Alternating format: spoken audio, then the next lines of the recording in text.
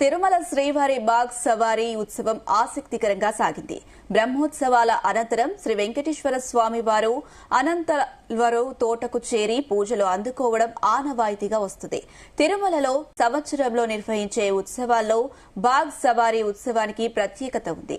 శ్రీవారి వార్షిక బ్రహ్మోత్సవాలు పూర్తి అయిన మరుసటి రోజు బాగ్ సవారీ ఉత్సవం నిర్వహించడం ఆనవాయితీ. పురాణ ప్రాశస్త్యం నేపథ్యంలో స్వామివారి భక్తగ్రేసరుడైన శ్రీ అనంతాలర్వుల భక్తిని పరీక్షించడానికి శ్రీదేవి సమేతంగా స్వామివారు అనంతల్వార్ పూదోటకు మానవ రూపంలో విచ్చేస్తారు.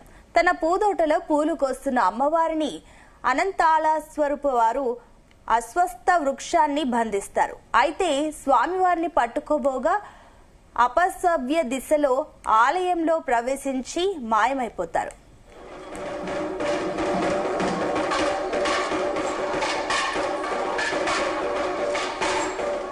తల్వారులు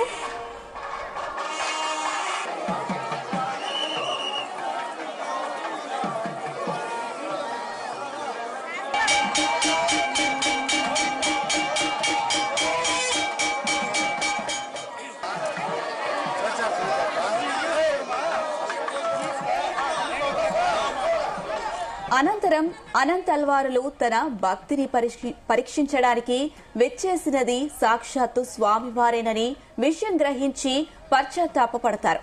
వెంటనే అమ్మవారిని బందీ నుండి విముక్తురాలిని చేసి పూల బుట్టలో కూర్చోబెట్టి స్వయంగా స్వామివారి చెంతకు చేరవేస్తారు.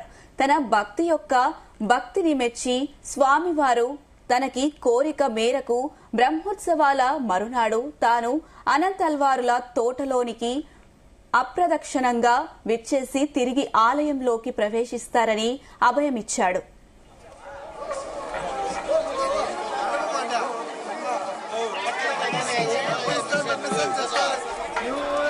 ఈ నేపథ్యంలో బాగ్ సవారీ ఉత్సవం ఆద్యంతం ఆసక్తికరంగా సాగింది. స్వామివారు వైభవోత్సవ మండపం నుంచి బయలుదేరి అప్రదక్షిణంగా అనంతల్వారు తోటకు చేరి అక్కడ ప్రత్యేక పూజలందుకొని తిరిగి ఆలయంలోనికి ప్రవేశించడంతో ఈ క్రతువు ఘనంగా ముగిసింది.